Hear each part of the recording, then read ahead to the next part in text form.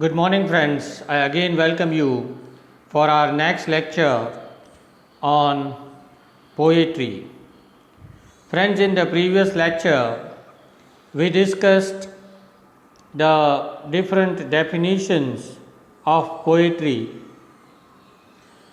We discussed the important elements or features or characteristics of poetry. After that discussion, now we know that poetry is something which is different from prose. Poetry is a metrical composition. Poetry is a musical thought. Poetry carries emotions, thoughts, ideas, and it is full of imagination. We have discussed all such definitions given by different poets and critics of English literature. And in this lecture today, we want to discuss the classification of poetry. William Henry Hudson, in his book An Introduction to the Study of Literature, has discussed basically the two types of poetry. He has classified poetry in two major divisions. You can see on the screen, there are some types of poetry written here on the screen, like sonnet, like elegy, like ode, like ballad, like epitaph, and all such types of poetry. But before that there is a basic classification of poetry which is done by W.H. Hudson, and this classification is, on the one hand you have subjective poetry, and the other hand you have objective poetry. Subjective poetry is also known as personal poetry. Here on the screen there is a typing error, subjective or impersonal. It is not impersonal, it is personal poetry. Subjective poetry is also known as personal poetry, and objective poetry is known as impersonal poetry. In the subjective poetry, the poet tries to express his own personal emotions, personal feelings, and that becomes a subjective poetry. Here, what the poet feels about something, some idea or some person or a particular event in his personal life, that is expressed by the poet. When we were discussing the definitions of poetry, we discussed one definition given by a romantic poet called William Wordsworth. Wordsworth defines poetry as a spontaneous overflow of powerful feelings recollected in tranquility. Poetry, according to William Wordsworth, is the expression of strong emotions. It is the expression of powerful emotions. So here Wordsworth is actually talking about the personal type of poetry or subjective type of poetry. And most of Wordsworth's own poetry, own poems which he wrote in his lifetime, they were all subjective poetry, they were all personal poetry. I think when you were studying in first or second semester, you studied one of Wordsworth's very famous poem called Daffodils. In that poem, the poem begins with the lines, "I wandered lonely as a cloud that floats over high, over hills and vales, beside the lake, beneath the sea." Okay, This is how the poet is expressing his own pleasure, his own experience of wandering just like a cloud among the trees, among the beauty of nature. So the poet expresses his personal feeling of pleasure, delight in his poem Daffodils. So you can say that Daffodils is a subjective type of poetry, it is a personal type of poetry. Most of Wordsworth's poetry, or you can take the example of Shelley's poetry, most of these poetry is subjective type of poetry. Another important type of poetry is objective poetry or impersonal poetry. Now, impersonal poetry is what? Impersonal poetry is the poetry in which the poet observes the society. The poet observes the human life and he, as an external agency, presents it in his work of art, in his poetry. That becomes an impersonal poetry. The poet tries to express here his own ideas, views as an external agency on a particular topic, on a particular event, on a particular element of nature. That becomes an objective poetry. T.S. Eliot, one of the most important poets of the 20th century in English literature, Thomas Stearns Eliot, he, as a poet and as a critic, has given the definition of poetry in a different manner. He goes against William Wordsworth. When he defines poetry, he goes against William Wordsworth. And he says that poetry is not the expression of the personality of the poet, it is an escape from the personality. I repeat it again, here you can read it on the screen also. Poetry is not the expression of the poet's personality, it is an escape from the poet's personality. Further, he says that poetry is not the expression of emotions, it is an escape from emotions. So, T.S. Eliot wants to suggest that true poetry is not the one which expresses the poet's personality. Poetry is different and the poet is different. Both are different. Once the poetry is written, the author is dead.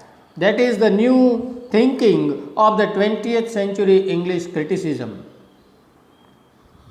That the author is dead. Once the work of art is created, it is produced, it is published, or once it is written, the author has nothing to do with the creation. So, T.S. Eliot wants to say that poetry does not express the poet's personality, poetry does not express the poet's emotions. True poetry, according to Eliot, is an escape from emotions, it is an escape from the poet's personality, and that you can say is an impersonal poetry, that you can say is an objective kind of poetry. Let's go back to subjective poetry. Poetry is a spontaneous overflow of powerful feelings recollected in tranquility, as said by William Wordsworth. If we talk about such subjective or personal kind of poetry, then the question is, what are the personal kinds of poetry in English literature? Here you can take the examples as you can see on the screen, that lyrics are mostly subjective poetry. When you are studying in first year, you studied the lyrics, and at that time I think we discussed that lyric is one which expresses one emotion of the poet. So that is a personal expression of the poet. So that is subjective or personal poetry. As an example, you can take Daffodils written by William Wordsworth. Even an elegy. Elegy is also a kind of subjective poetry, because in elegy, the poet tries to mourn the death of a person. The poet in elegy tries to express his own personal sorrow in his poetry. That is called an elegy. Break, Break, Break, it is a poem, it is an elegy written by Tennyson. That is a subjective kind of poetry. Another poem, Elegy written in a country churchyard, written by Thomas Gray, is also a subjective kind of poetry. So lyrics are mostly subjective. Elegies are mostly subjective kinds of poetry. We have also some meditative or some philosophical kind of poetry, and they are also subjective poetry. In meditative poetry, the poet, as if we feel when we are reading that poem, we feel as if the poet is meditating on a particular idea. And we as the readers, when we read that poem, we also start meditating on that particular idea which is expressed by the poet. And that meditative poetry is also subjective kind of poetry. In the same manner, sometimes some poets talk about some philosophies, some serious philosophies in poetry. Such philosophical poetry is also known as subjective poetry. For an example, you can take one poetry written by Lord Alfred Tennyson during 19th century, during Victorian era. Alfred Tennyson wrote this poem, Palace of Art. This is also called meditative or philosophical poetry, and such meditative or philosophical poetry is also known as subjective kind of poetry. Let's go back to discuss another major kind of poetry, that is objective or impersonal poetry. In objective poetry, you can believe that most of the ballads written in English literature are objective in nature. I have given you an example, one ballad written by the poet called Scott. Scott has written this poem, this ballad, Eve of St. John. Okay, this is also an objective poetry. Why? Because it is a ballad, and most of the ballads are objective poetry. Morris has written another objective poetry entitled as Shameful Death. So this is also an example of an objective or impersonal poetry. Not only this, in the list you can also take the epics written in all literatures, because in all literatures, all epics are mostly objective kind of poetry. There is an objective presentation. The poet presents his thoughts as an external agency. So epics, the Greek epics like Iliad, Odyssey, and an English epic like Paradise Lost, all these are the examples of objective kind of poetry. In objective poetry, we may also take narrative poetry. Narrative poetry means what? Here, the poet tries to narrate the story or narrate a particular event. Okay, here the poet has enough scope of narrating a story. When we are reading that narrative poetry, We feel as if we are listening to a story, we are reading a story when we are reading a poem. Geoffrey Chaucer, who lived during 14th and 15th century, in fact, he is considered the first poet of English literature. Geoffrey Chaucer has written Canterbury Tales. This Canterbury Tales is an objective kind of poetry and it is a narrative type of poetry. Meredith is also a poet of English literature and he has written Lucile. This Lucile is also narrative by nature. Within this objective, under this title of objective poetry, we have also one type of poetry called dramatic poetry. And dramatic poetry, it does not mean a drama, okay? It is much different from drama. A dramatic poetry is one in which, dramatic qualities are imparted to poetry. Here, some characters are presented and these characters are given some dialogues. Okay? In poetry, the characters are there and they are speaking some dialogues. The whole poetry is written in the form of dialogues. And that's why such poetry is known as dramatic poetry. Macaulay, an important poet of English literature, has written the poem called Ivory.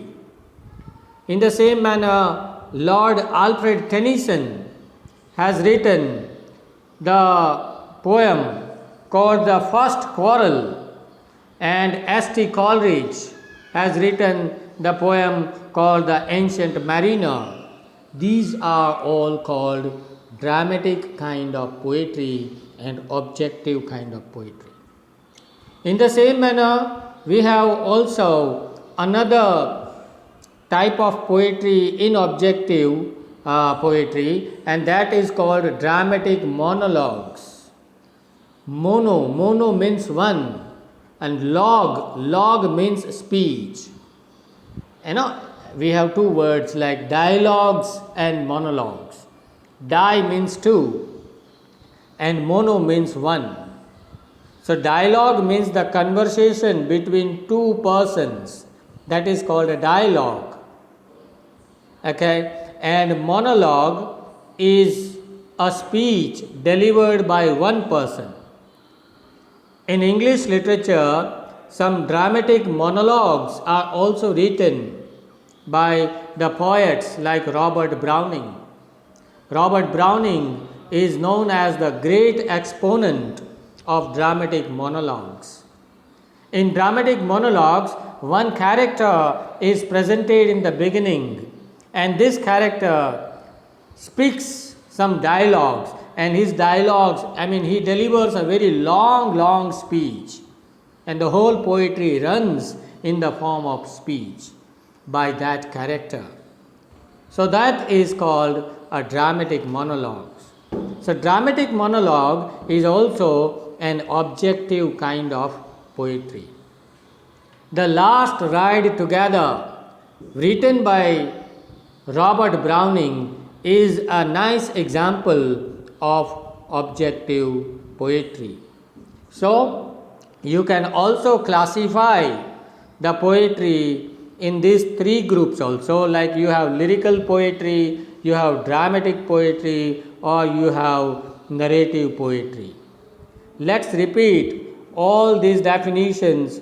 Narrative poetry, it tells a story and it has the elements of a story. And often narrative poems have a proper rhyme scheme also. Okay? Here the poet tries to narrate one particular event or one story from the life of a character.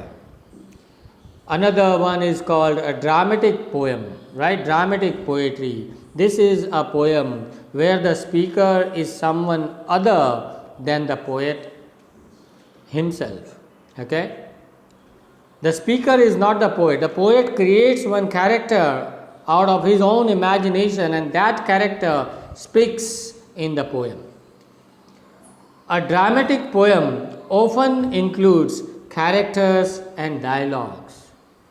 A dramatic monologue is often from a fictional character's point of view. The next division or the next kind of poetry, in fact the first one which we discuss, is lyrical poetry. It expresses the emotions, it expresses the personal emotions, feelings of the poet, okay, and it is personal by nature, and it is also known as subjective poetry. So friends, here we come to the end of this discussion on the types of poetry. Mainly, let's repeat it again. Mainly, there are two divisions. One is the subjective poetry, another one is the objective poetry.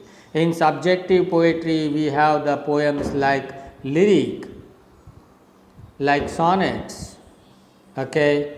In objective poetry, we have the poems like epic. We have the poems like we have dramatic poetry, we have dramatic monologues, we have narrative poetry, and so on. I hope the idea is clear to you. If you have any doubts or questions, feel free to ask me. For the time being, we end up the discussion here. Rest of the things we will discuss in the next lecture. Thank you. Have a nice day.